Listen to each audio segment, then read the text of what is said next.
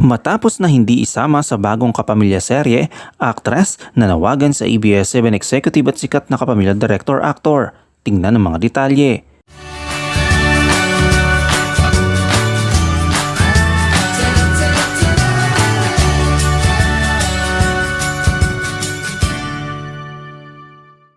Nanawagan naman ng isang actress na ito sa isang kapamilya executive para sa isang trabaho. Kahit hirap siyang makahanap ng trabaho para matustusan ang pang-araw-araw na pangangailangan sa buhay, nananatiling positibo si Whitney Tyson. Bungad nga niya nang kinumusta siya ng press, people ay sinabi niya, ito, jobless pa rin 1 year na. Ayon sa komedyante, hindi na siya nakahanap ng ibang trabaho pagkatapos ng FPJs ang probinsyano ni Coco Martin noong August 2022. Sabi ni Whitney Tyson, mula nung natapos yung ang probinsyano hanggang ngayon, wala pa rin akong job, walang work.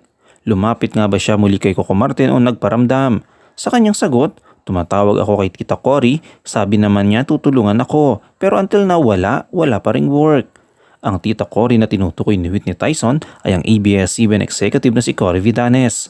May panawagan nga ba siya kay Coco Martin sakaling makarating ang kanyang panayam sa press people?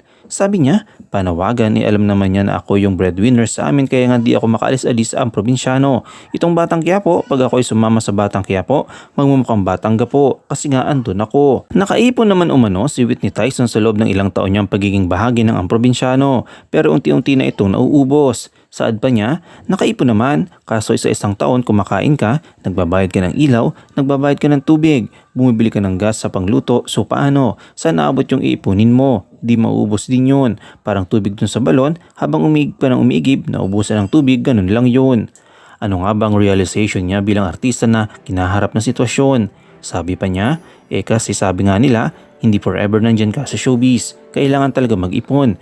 Kahit mag-ipon ka kung lagi ka namang may babayarin, kakain kayo, ilaw, tubig, maubos din ang inipon mo. Sa kasalukuyan, si Aramina ang tumutulong kay Whitney Tyson kung saan hinahanapan siya nito ng racket at minsan ay sinasama sa taping ng kanyang show sa Net25 na Magandang Araw. Anong yung komento kaugnay dito? Shoutout tayo kay Gloria Tortuga, kay Jovelyn Pastor at kay Merchel Nunez.